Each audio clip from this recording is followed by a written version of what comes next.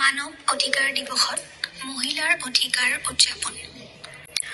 স্বাগতম সকলোকে মানৱ অধিকাৰ দিৱসৰ এই বিশেষ অনুষ্ঠানলৈ। আমি ইয়াত নাৰীক শক্তিশালী কৰা আৰু আমাৰ সমাজখনক শক্তিশালী কৰা অধিকাৰ আৰু কিছুমান বিশেষ অধিকাৰৰ বিষয়ে আপোনালোকক সোঁৱৰাই দিবলৈ আহিছো।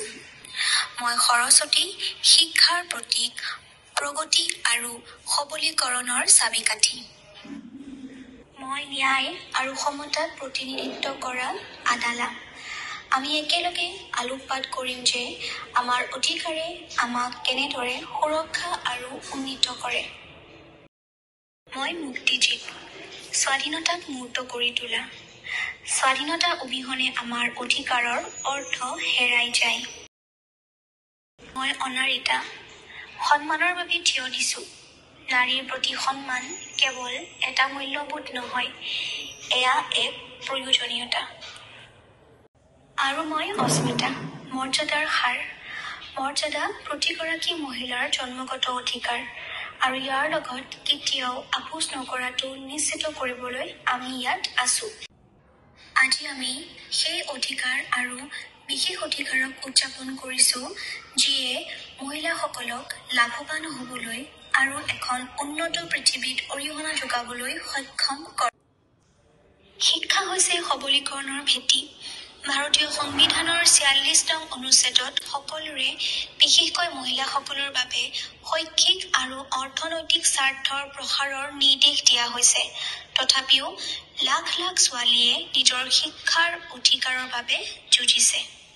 ন্যায়ে এই অধিকাৰ সুৰক্ষিত কৰাটো নিশ্চিত কৰে।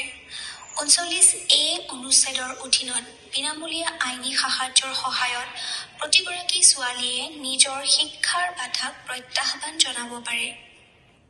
স্বাধীনতাই নাৰীক ডাঙৰ সপোন দেখাৰ স্বাধীনতা দিয়ে আৰু এগৰাকী নাৰীৰ সম্ভাৱনাক সীমিত কৰা সমাজৰ শিকলিবোৰ ভাঙিবলৈও সাহস দিয়ে। ভাৰতীয় সংবিধানৰ ১৪ নং অনুচ্ছেদত আইনৰ সন্মুখত সমতাৰ নিশ্চয়তা দিয়া হৈছে। ন্যায়, লিংগ, জাতি-জনজাতিৰ প্ৰতি অন্ধ। তথাপিও নাৰীৰ বিৰুদ্ধে অপৰাধ অব্যাহত আছে। ঘৰুৱা হিংসাৰ পৰা মহিলা সুৰক্ষা আইনৰ দৰে আইন বলবৎ হোৱাটো আমি নিশ্চিত কৰিব লাগিব। আৰু মৰ্যাদাই ইয়াৰ পিছত ল'ব লাগিব। কোনো মহিলাই নিজৰ লিংগৰ বাবে অসমতা অনুভৱ কৰিব নালাগে। মানে এটা বন্ধনক মজবুত কৰে। এগৰাকী নাৰীৰ কণ্ঠক সন্মান কৰিলে ন্যায় কেৱল এটা শব্দ নহয়, বৰঞ্চ বাস্তৱ হোৱাটো নিশ্চিত হয়। স্বাধীনতা হৈছে মানৱ অধিকাৰৰ আত্মা। ভাৰতীয় সংবিধানৰ ১৫ আৰু ১৬ নং অনুচ্ছেদে নিশ্চিত কৰে যে মহিলাসকলৰ বিৰুদ্ধে কৰ্মসংস্থাপন বা সুযোগৰ ক্ষেত্ৰত বৈষম্য নহয়। মহিলাসকলে মুক্তভাৱে খোজ কাঢ়িব লাগিব, ভয় বা বাধা নিষেধ নোহোৱাকৈ। আৰু সন্মানৰ লগত আহে সাহস।